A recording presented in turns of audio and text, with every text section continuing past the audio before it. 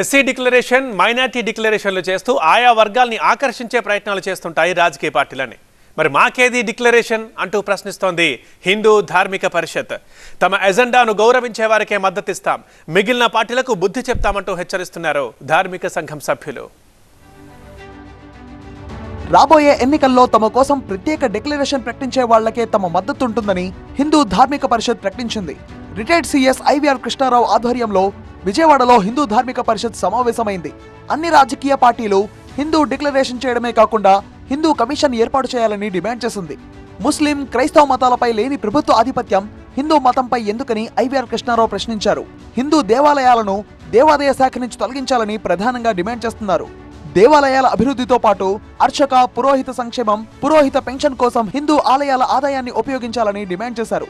దేవాదాయ శాఖ ఏర్పాటైన దగ్గర నుంచి ఆస్తులు, ఆదాయ వివరాల శ్వేతపత్రం విడుదల చేయాలన్నారు. టీటీడీ చేసినట్టుగా మున్సిపల్ వర్క్స్ కు వాటికి ఇవ్వటం, వాటిని వ్యతిరేకిస్తున్నాం. దీన్ని స్పెసిఫిక్గా మేనిఫెస్టోలో అన్ని పార్టీలు కమిట్ కావాలి.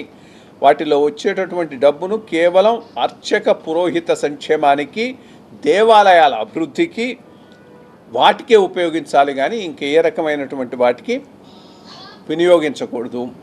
దేవాలయాలు వాటి ఆస్తులు, ఆదాయ వివరాలను పూర్తిగా తెలియజేయాలి.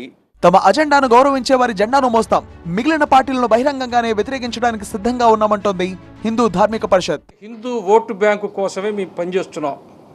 మా మతాన్ని గురించి, మా దేవాలయాల గురించి, మా ధర్మాన్ని గురించి, మా సాంప్రదాయాన్ని గురించి స్పష్టమైన విధానంతో ఏ రాజకీయ పార్టీ ఉండదో ఆ రాజకీయ పార్టీని మేము బహిరంగంగా వ్యతిరేకించడానికి కూడా సిద్ధంగా ఉన్నాం.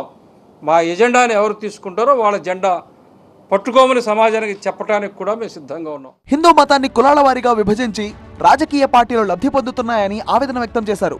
హిందూ సమాజాన్ని ఏకతాటిపైకి తీసుకొచ్చేందుకు పనిచేస్తున్నామని ప్రకటించారు. తిరుపతి, విశాఖపట్నంలో ఇలాంటి సమావేశాలు నిర్వహించడమే కాకుండా 1,00,000 మందితో బహిరంగ సభ నిర్వహించేలా ప్లాన్ చేస్తున్నారు.